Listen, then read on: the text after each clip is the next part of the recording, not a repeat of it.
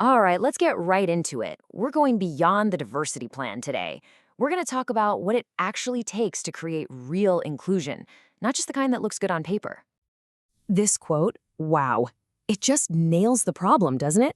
Eric Liu says we're so busy arguing about the size of the spigot, the hiring numbers, that we totally forget to look at the pool and the pipeline that feeds it. The pool is the environment people are actually jumping into. And if the pool is toxic, it doesn't matter how many people you push through the spigot. That's the core issue we're tackling today. Hey everyone, and welcome. Think of this as our fun little study group for PP 5340, Introduction to Public Policy and Management. We're going to be diving into the required reading, which is Chapter 9 from Race and Social Equity, a Nervous Area of Government. It's some really powerful stuff, so let's get into it.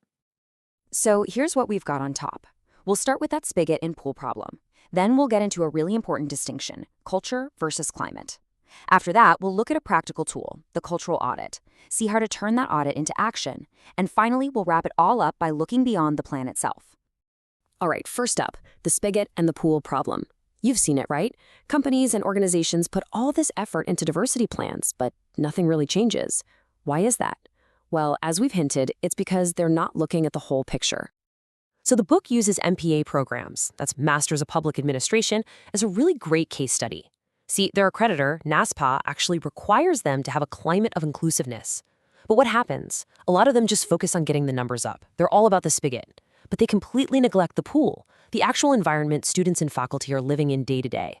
And because it's so hard to talk about, it becomes what the author calls a nervous area of government. That topic everyone tiptoes around. Okay, so if we're going to fix the pool, we have to understand what it's even made of, right? And this is the key to the whole thing.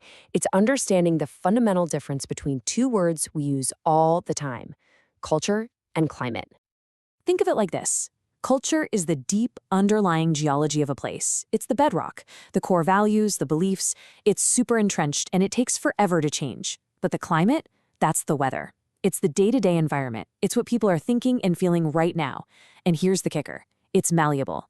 You can actually change the weather, so to speak. Leadership can have a direct impact on it. And that's the big aha moment from the chapter. If you want to change that deep, stubborn culture, you don't attack it head-on. You start by changing the climate. The climate is the lever. It's the thing you can actually grab onto and move. It's situational, you can measure it, and it is, without a doubt, the most powerful and direct way to start building real inclusiveness. Okay, great. Change the climate. Sounds good, but how? How do you even know where to start? Well, that's where this really practical tool comes in. The book calls it a cultural audit. The process it lays out is actually pretty straightforward. Step 1, you do the audit to figure out what's really going on. Step 2, you use what you found to create a real strategy for inclusiveness. And step 3, you start working toward the culture you actually want. See? It's a clear path from diagnosis to action. But it's super important to remember this audit is not just another checklist to file away. That's not the point at all. Think of it as a gap analysis. Its whole purpose is to show you the space between the culture you claim to have and the culture you actually have. And that gap, that's where the work needs to happen. So what kind of stuff are we talking about here? It's all the things you see and feel every day. The physical environment, literally what's hanging on the walls or displayed on the website. The official policies, sure, but also the customs and norms. Those unspoken rules of how things really work around here.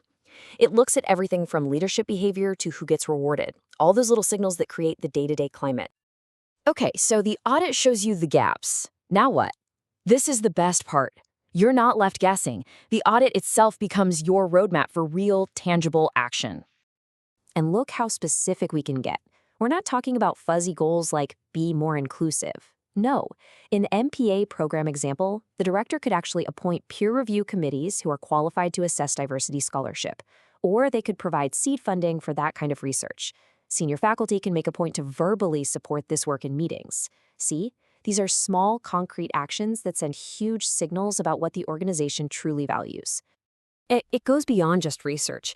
You can look at so many things, like does the budget actually back up the talk about diversity? Who gets the really cool, prestigious student assistantships? Is it always the same type of person? You can even analyze the photos and art in your own building. When you start asking these honest questions and then actually do something based on the answers, that's when the climate really begins to shift. All right, let's bring this all together. What are the big takeaways? How do we get beyond just having a diversity plan sitting on a shelf somewhere? Here it is, the bottom line. Creating an inclusive climate has almost nothing to do with a document you file away for accreditation. It's about what happens every single day. It's the small decisions, the daily actions, the priorities that are demonstrated, not just talked about.